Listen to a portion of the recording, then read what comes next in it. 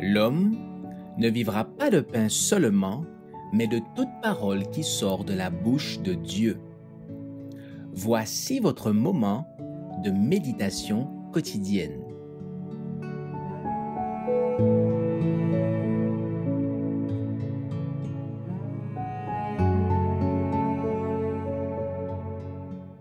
Paix dans les tribulations, le 4 septembre.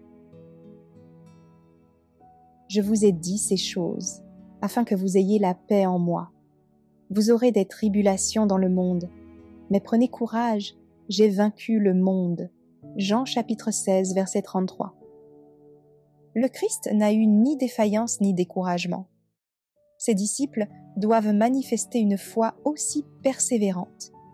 Ils doivent vivre comme il a vécu et travailler comme il a travaillé, en comptant sur lui comme sur leur chef suprême.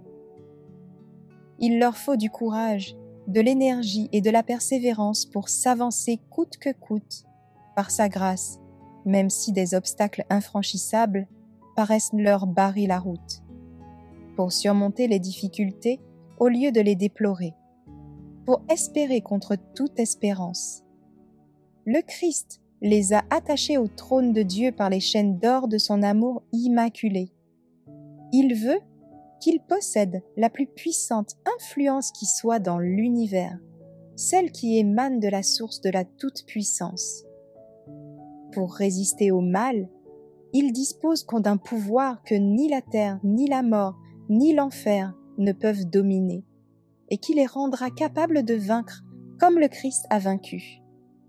L'inspiration enregistre impartialement les fautes de ceux qui ont joui de la faveur de Dieu.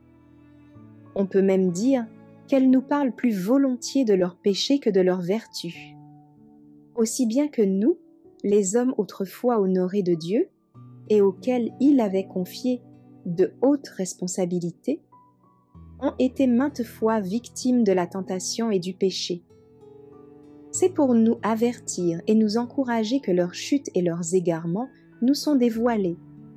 Si ces hommes étaient présentés exempts de toute faiblesse, notre nature encline au mal, et nos manquements nous pousseraient au désespoir. En les voyant, comme nous, exposés au découragement, succomber à la tentation, reprendre courage malgré tout et triompher par la grâce de Dieu, nous nous sentons fortifiés pour continuer le combat de la foi. Comme eux, avec la force de Jésus, nous pouvons vaincre et regagner le terrain perdu. La vie des disciples doit refléter celle du Christ. Elle doit être une suite ininterrompue de victoires qui passeront inaperçues ici-bas, mais seront reconnues comme telles dans la vie future.